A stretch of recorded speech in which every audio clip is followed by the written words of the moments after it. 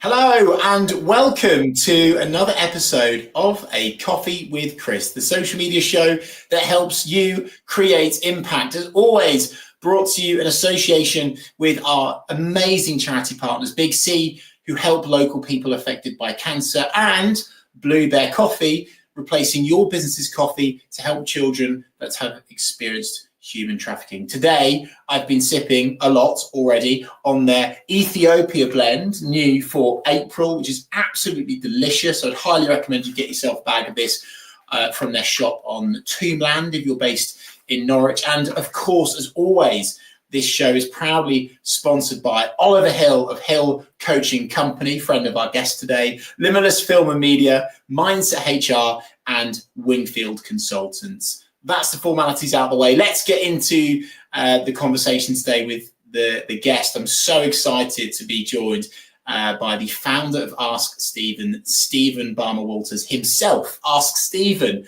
for those of you that do not know what they do, they provide clear, energy-building answers to the important questions in life and business. Stephen, welcome aboard. Let's start off with the why, as we always do in this show.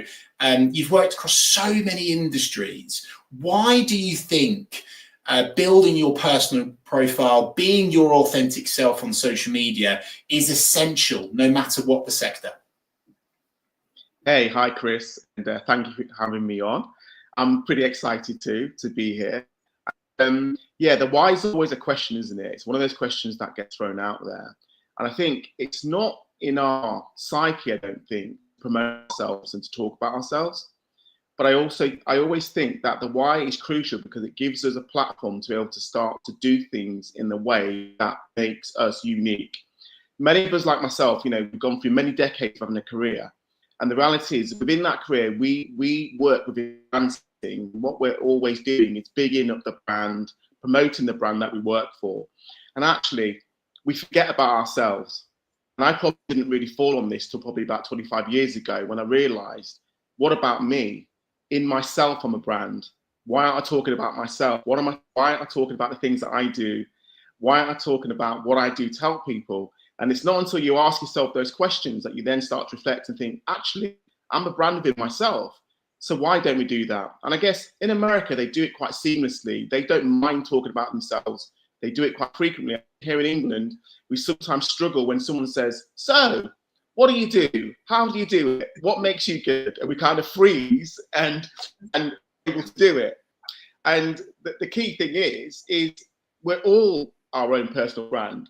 And actually, we should all feel comfortable talking about ourselves and investing in ourselves to do that. So, the why for me is you are who you are. Let's share that with people. By doing that, you start to build your own personal brand. What a great way to kick things off, Stephen. So with you. You talk a lot about finding your inner confidence, right, Stephen? And this is the challenge that we have when talking about so many things on social media, whether it be talking to the camera on video or getting your ideas, your thoughts, your feelings, your professional opinions out there. How does that tie into how someone can present themselves personally? I mean, I know that something that you have across your LinkedIn banner is authenticity, right? And being authentic. So I'm sure that's a key component part, right? Absolutely. And, it's a word that's commonly used now. I don't think people really understand what that really means, because to be your authentic self is to really be yourself 24/7. And I often talk about this thing where I think a lot of people are sometimes 3 people in one or 4 people in one, where there's the person they are with their friends, the person they are with their partner, the person they are with family, and the person they are at work. That's 4 people. I don't know about you, but that sounds exhausting, trying to be 4 people at different times and trying to answer things different depending on which person you are. So being authentic is really being at home with yourself and at one with yourself and being that one person. I'll be honest with you, Chris, I don't say this lightly. I think it took me many years to actually understand what that actually meant and to actually allow myself to be my authentic self. And what it does build confidence, because what it allows you to do is the same person shows up day or night. And that person that shows up has built that confidence because you are honest with yourself, you're unique with your answers, and actually accept that actually you're not always going to get it right. You're not always going to be liked. And once you get over those things, you can be much more authentic about yourself. And I can hear people now, yeah, right for you to say, Stephen, you know, you've worked for nearly 40 years, you've got lots of experience and knowledge, which it's okay for you. I'm not saying that this happens overnight, Chris. I think it's something that you definitely have to build. And as you build that, your confidence gets stronger, and actually you can be more unique, and then you can be more authentic with yourself. So how does someone move past that self-doubt stage, Stephen, and put themselves out there on social media confidently? How does someone get started from, you know, not getting themselves out there on camera, on social media, on LinkedIn, etc.? You know, what would you recommend to kind of get through that element of self-doubt around showing their true, authentic selves online? It's such a good question, and it's one that I get asked a lot. And I think it's not about one thing, it's about a multitude of things. So it's sometimes around who you surround yourself with. So the people that you sort of converse with and communicate with on a daily, they can build that confidence in you and help build it. And also they can help you be authentic. I think it's about routine. You know, I talk a lot about the four corners, and one of the things in the four corners is about structure. And I think, again, you can be authentic if you build that structure within your life. So who you surround yourself, the structure that you build. And then I think it's also about, I talk a lot about the elements and getting out there and being at one with yourself and finding yourself. And I think so many of us spend so much time within closed doors. And my point is, that's not how we were made to be. We actually need to be outside and embracing the outside. And through doing that, it actually grows our confidence and grows our authenticness. And I guess the fourth thing that I would say, it's also about loving yourself. And that might sound absolutely bizarre. What do you mean loving yourself? But what I mean by that is taking time to really understand you in order for you to be authentic. I often people the 5 or 6 things that you enjoy doing, and they seriously pause. And they have to pause to think about the 5 or 6 things that they enjoy doing. When they deliver those 5 or 6 things after a long deliberation, I then say to them, in the last 6 months, how many of those 5 or 6 things have you done? In many cases, they may not have done nothing on the list, or they may have just done one. So let's say to themselves, so if you're not doing the things that you know that make you happy, how can you be authentic? Because you're not doing the things that make you happy. So it's a mixture, Chris, really, of all of those things, which then dissipates that self-doubt, allows you to be a bit more confident. And then what that does, it builds your authenticity. And then eventually, you don't even need to think about it. I know that I enjoy going to the gym, fact. I know that I enjoy being outside, fact. So what do? Most days, I go to the gym and I go outside. So it's as simple as that, Chris. It really is not that complicated. But sometimes we make it more complicated because we don't ask ourselves the question, and that is, what do we really enjoy doing? With you.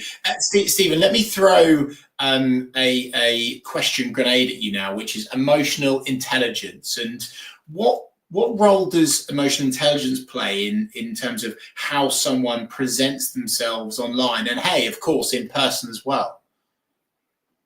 It's, you know, emotional intelligence is as simple as understanding yourself and how you impact others, and understanding and communicating with others to understand who they are. And we get really use this emotional intelligence. People go, oh, one person shows more emotional intelligence than another person. And actually, it's about self-awareness. Once you're aware of who you are and how you come across and how you make someone feel, emotional intelligence grows. By communicating with people and understanding people and taking that time out, your emotional intelligence grows. So it really is about you, yourself. Who are you? What are you about? Do you know that? And how you impact others? And there's something I always say to people, it's not what you say, it's not how you say it, it's how you leave people feeling. And emotional intelligence is how you leave people feeling. It's that simple, Chris. And I hear all these convoluted, statements about, what is emotional intelligence, and I think it's that simple, about understanding who you are and how you impact others. And that directly links, Stephen, to what I'm so passionate about when it comes to creating social media content. You need to leave someone feeling something when they've read your content or they've watched your video online, right? It's so important to really tune into that emotional intelligence side of things. So I love that link, Stephen. And of course, we all know social media is such a huge tool for building your personal profile. But I'm fascinated to know, Stephen, your take on how to use it effectively, key, without losing this authenticity, because you see it across social media all of the time. CEOs pretending to be something that they're not, team members doing something that they're blatantly uncomfortable with doing, content creators sharing content that they're obviously not that passionate about. So what's your take on authenticity, personal profile building, and social media, Stephen? You mentioned so many things in that that take there, and the most important thing for me when I was listening there was doing something that you don't believe in. Okay, now, Chris, I honestly believe if you don't believe in something, it's very, very hard to come across as authentic. Yeah. It's very, very hard to engage with people. It's very, very hard to get to show people your heart, what you're all about. So the first thing for me is you've got to believe it, or otherwise don't start. For me, if you don't believe in it, just don't start, because it works. And then I also think it's about, yes, there's themes, yes, there's things that are more prevalent and more present at the moment, and yes, there's things that you want to jump on the bandwagon with. But what I would say is find your own comfort in that, your own purpose with that, and come across it as the you. And I think we can all do that. And it might be taking something apart and going, what in that is important to me? In that do I really believe in? Right, now I'm going to talk about that and communicate that. I can be really honest, Chris, I never ever sway away from what I know and what I believe in. And what I try and do, I might dissect something and find the bit of it that I believe in, and then I'll talk about that. What I won't try and do is talk about something I don't know about, because it doesn't come across as authentic. And that's hard sometimes, because it's easy to go, well, there's an opportunity here. I want to veer off a little bit and go in this way. And I remember my many years in retail. I first started in retail footwear. And whenever we stayed with the script and understood what the footwear was all about, we delivered. The moment we started to look at socks, the moment we started to look at other elements that we just messed up. It was because it wasn't what we were comfortable with. It wasn't what we're familiar with. It wasn't what we could talk confidently about. You could ask any question about what I do and I will be able to answer it. I don't need you to give me the question, because I'm authentic and I truly believe in it. I mean, so with you on that, Stephen. So it works from that aspect, and also online when you're building your personal profile on social media, people talk about niching up all the time, right? So if you're genuinely passionate about something and you believe in something and it's just one thing or it's a small thing, that's actually more impactful than being a broad brush that speaks to everyone about everything all the time, right? That's boring, and it's less impactful on social media. So what you're preaching about there, Stephen, works seamlessly with building a personal profile on social media. So that's absolutely fantastic to hear. I want to tap into your now probably, well, I don't know, maybe ranty takes even on mistakes to avoid. I'm sure you've seen many over the years. What is something you see on social media that makes you scream, that makes you think, no, do not do that? Yeah, I mean, we've actually touched on it already. And it's when people veer away from what they know and understand because it's trending and because they believe they need to get a piece of it. Yeah. And they go off, and you can hear by the words that they're using, they don't know what they're talking about. You can tell by the way that they're narrating it that actually it doesn't make sense even. And that's because they've veered off so far away from what they're used to talking about and what they truly believe in. I see that a lot. I'll even start to say, I know some people where you're listening to them and going, that's not what you're about. Why are you doing that to yourself? That's cringe now. That's actually really quite painful.